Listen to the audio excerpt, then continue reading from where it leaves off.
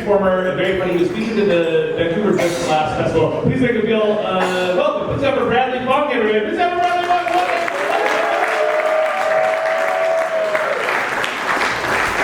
Hello, everybody. I've heard there's some dates in the crowd. I've heard there's people who need dates. Wide range. It's all good.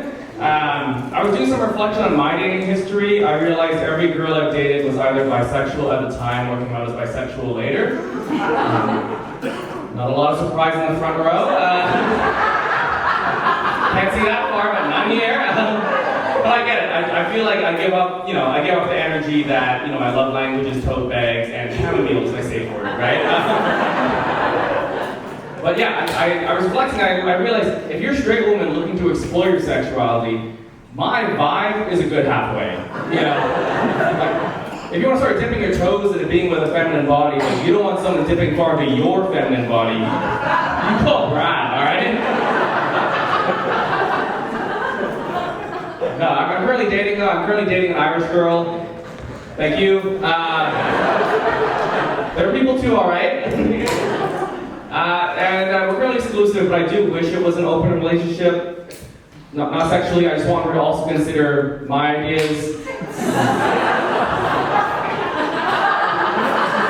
Pretty closed at the moment. But when I started dating her, I didn't know if our cultures would kind of get along, but she taught me a lot. She taught me there's actually a lot in common between the Irish and the Chinese. Like, both our men love a tracksuit.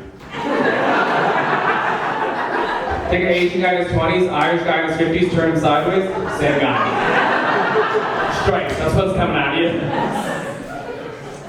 But we've been dating for a year and a half now, and it's nice because I haven't felt the need to spice things up. I know some guys feel that need. They'll get their girlfriend's weird gifts, they'll get their girlfriend's lingerie. Crazy gift to get someone, don't do that. I don't even know how that gift exchange goes. Like, hey, happy anniversary, honey. It's so you look hotter. Put it on.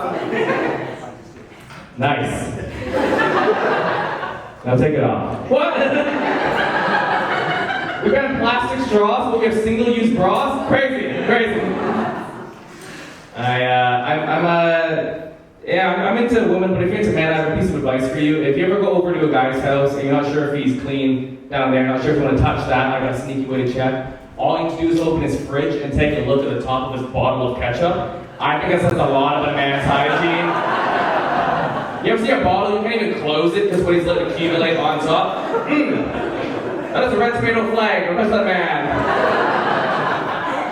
You come to my house, I don't even have a bottle. That's got packaged from McDonald's. Because sex with me is fun size and disposable, that's me. Thank you. We'll get some clean freaks in the back. That's nice. I'm Chinese. Being Chinese in Vancouver is weird. Our optics are always a little loosey-goosey, right? But I read this report that said people in Vancouver can't tell different Asian people apart. And I think that's pretty embarrassing. Like, if you can tell the difference between an iPhone and a Samsung, you can tell the difference between the children who made them. Alright? Like,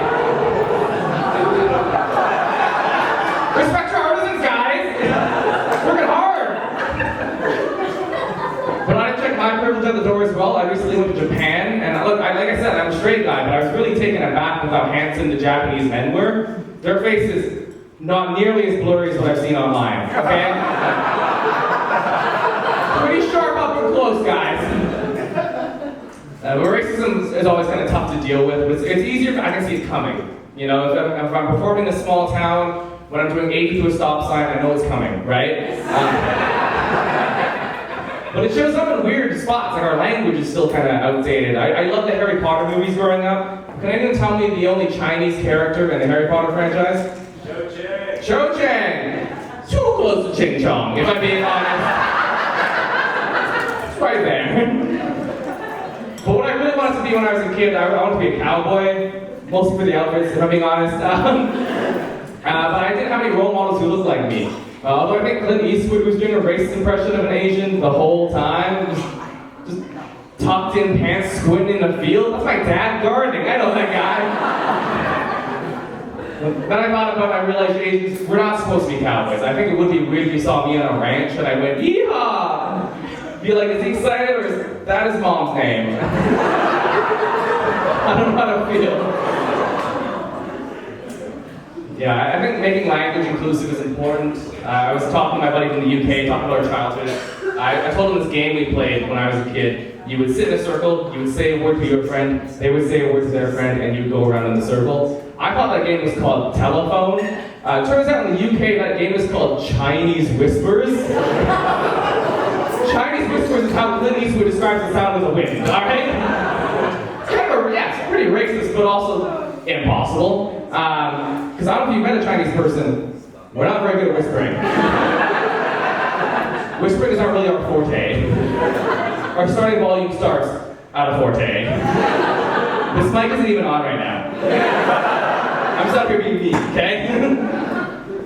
Yeah. No, that was good.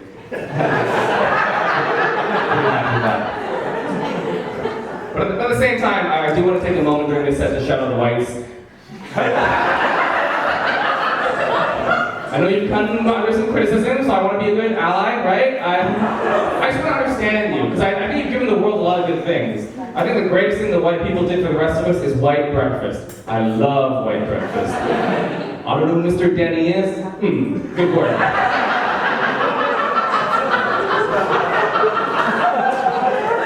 Only a couple things I don't like. One of them is cereal. Crazy way to start your day. You wake up, you take your bowl, you fill it with the inside of a hamster cage. Digging around looking for the toy. Chinese, you know what? If I dig around in my food, I find the rest of the food, okay? That's why. I think the only thing crazier than cereal is oatmeal. Edgy comic.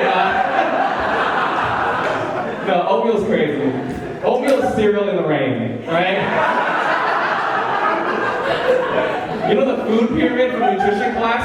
Oatmeal's the grout. You're eating building materials. I didn't know there were different types of oatmeal though. I didn't know that. I went to the grocery store, walked down the oatmeal aisle. I do things that scare me, right? And then I saw a product called steel cut oats. I didn't know what that meant, so I looked it up. Turns out steel cut oats are called steel cut oats because they use steel blades to cut the oats. Now, I'm no food scientist. That's just how you make the thing, okay? Like, don't fancy it up based on the manufacturing. You can't do that. There's no dad walking around with his kid. Hi, this is Eddie. He's a cream pie boy. No!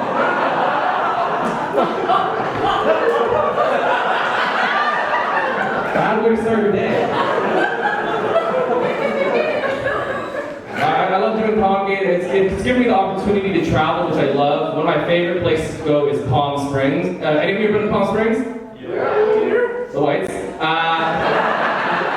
No, it's great. I just wish I had the type of money they had there. Like, Palm Springs people got money you've never even heard of. Like, Palm Springs people, they got NFT money. Remember NFTs? If you don't, it stands for no fucking taxes. That's what they're doing there. I was talking to a lady and she's like, yeah, all of my money's in stocks. It's in crypto or Tesla. I was like, damn, all of my stocks are in cans and they're beef or vegetable. We live different lives. I just want to be rich enough where I can use the seasons as verbs. I don't know if you've heard this before, because she continued on and she's like, yeah, it's beautiful here. We winter in Palm Springs and we summer in Spain. Damn, never done any of those things before. Closest I got is one time I came home drunk and autumn down the stairs. All right, my name's Bradley. You've been amazing. Have a great day.